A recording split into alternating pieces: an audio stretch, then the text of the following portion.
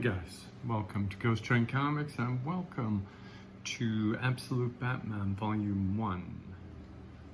The original marketing campaign for DC's Absolute Batman focused on its gritty, working-class reinvention of Bruce Wayne, flipping everything over from the millionaire crime fighter with a whole network of allies and resources. The original tagline, no mansion, no money, no allies. All that's left is the absolute warrior, the absolute Batman. This is the series that kicked off the Absolute Universe and still dominates a couple of years on, whilst the other books are doing great and garnering high sales and still massively popular. It's still seen as the GOAT on many levels. It's already such an iconic book from impact on the whole comic industry that it's hard to believe that it's only 2 years old. I'm hitting issue 22 this week as I record this. The first volume by Scott Snyder and Nick Dragotta with guest artist team on issue 4 covers issues 1 to 6, also containing the remarkable coloring by Frank Martin and lettering by the terrific Clayton Cowles. It honestly shouldn't have been this good, taking what was essentially a glorified and risky Elseworlds style spin-off of yet another nondescript event, the All-In event. This could easily have been a clunky, gimmicky story that was briefly amusing and then forgotten, except that Scott Snyder did his homework, he got the right people on it, and DC, for their part, gave him their blessing and gave him enough rope to either hang himself or to go for a long swing. With Batman, Scott Snyder put his heart and his soul into every single character and story beat, whilst the genius of unleashing the non-standard, exaggerated art of Nick Dragotta was the secret recipe here. Dragotta is similar in my mind to Daniel Warren Johnson in that he's an expert at pacing and timing, but also master of the subtle movements which underscore Snyder's gradual building up of all the story elements to various crescendo points. Using the point of view of this universe's Alfred Pennyworth, apparently a former British Secret Service agent now working for either British intelligence or some other more clandestine mystery spy group. Also, the intriguing childhood friends circle with the subtly inserted flashbacks to Bruce's childhood tragedy is all interwoven so well that the story is smooth and refreshing with plenty of fun surprises. Between the constantly shifting numbers of panels on a page and the remarkable lettering by Clayton Cowles, not being afraid to expand as big as it needs or as small as the subtlety level of a scene contributes, of the flowing and organic nature of the story, with Snyder and team adapting to so many different styles of storytelling, as well as approaching each scene with the flexibility that they need.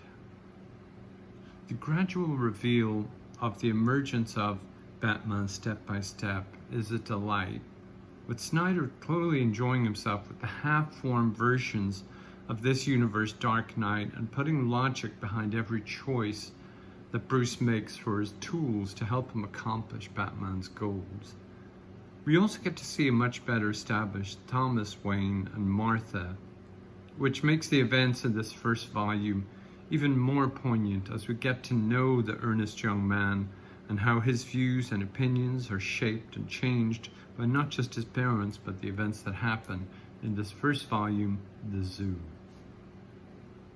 At the same time, we get to see other point of views at varying degrees of corruption or compromise, with Alfred begrudgingly admiring Bruce Wayne while still going along with his mysterious handlers, Harvey Bullock not being able to stand up to Black Mask's offer of assistance to GCPD, Jim Gordon failing due to public pressure an outside influence despite his noble intentions, and the equally intriguing Joker, who is just shockingly bleak and seemingly without any scruples or limits in this universe. The endlessly rich billionaire flipped version of the legacy DCU Batman. For issue 4, Snyder brings in Gradual.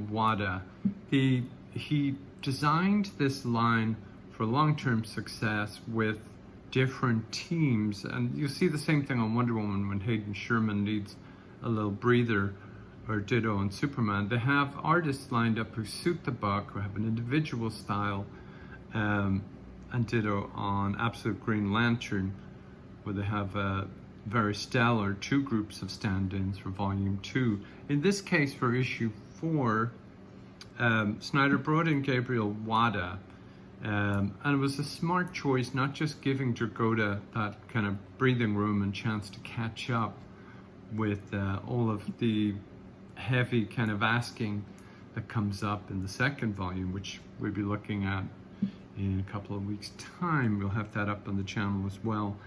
But issue 4 divides young Bruce's early years into 3 storylines. The courtroom, the bridge project, and the early vigilante kind of triads, the different versions. It's almost like little homages to the different versions of Batman, and also, of course, a little nod to Frank Miller and David Mazzucchelli's year 1 in the regular DCU. Every single issue in this volume is a lifetime of happenings, with issue 4, like I said, being the Nexus point of beginnings. Then issue 5 is a culmination of plot points, and Bruce taking a lot of damage, as well as finding out how far others will go to help him, specifically Barbara Gordon and Alfred Pennyworth. Their loyalties are put to the test here, and alliances are forged and built in the heat of battle. Issue 6 is a very satisfying denouement to the first arc, The Zoo, with the last sentence and the super creepy Joker visuals setting us up. Though, honestly, nothing could really prepare one for how hard the 2nd arc will dare to go. Let me know your thoughts, guys. As always, want to hear from you, what you like, what you want to see more of. We do plan to go through at least 6 more in the Absolute series to catch up with the principal collected volumes that we have. But let us know how you enjoyed this, and as always, a subscribe and a like, and take care of yourselves. Bye-bye.